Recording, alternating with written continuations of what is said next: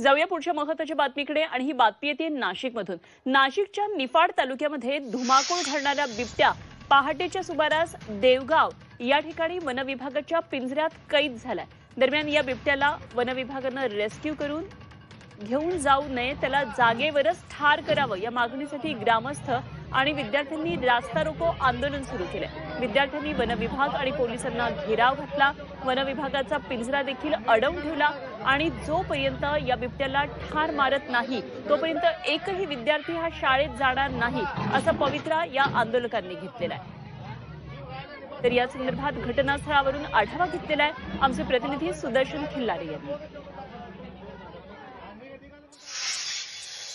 सुमारे 2 तासापासून रस्ता रोको सुरू आहे। शाळेचे विद्यार्थी देखील आपल्या दप्तरांसह या ठिकाणी येऊन बसलेले आहेत आणि जोपर्यंत हा बिबट्या ठार केला जात नाही तोपर्यंत रस्ता रोको तर करणारच आहोत, मात्र शाळा तोपर्यंत बंद ठेवण्याचा निर्णय येथील विद्यार्थ्यांनी घेतलेला आहे आणि पालकांनी घेतलेला आहे। आपल्यासोबत काय सांगाल ताई, या ठिकाणी हा रस्ता रोको करण्यात आलाय, नेमकी काय प्रमुख मागणी आहे?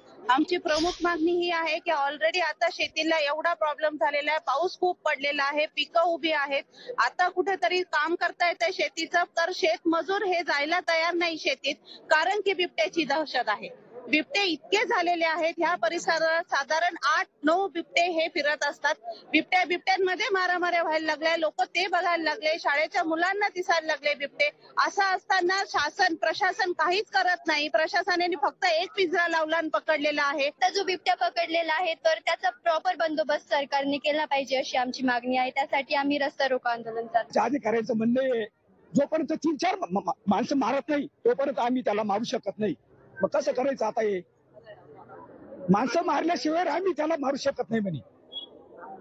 काय करायचं, याच्यावर निर्णय काय घ्यायचा आता? प्रशासन यावर काय निर्णय घेतं हे पाहावं लागणार आहे। सुदर्शन खिल्लारे, झी मीडिया, येवला, नाशिक।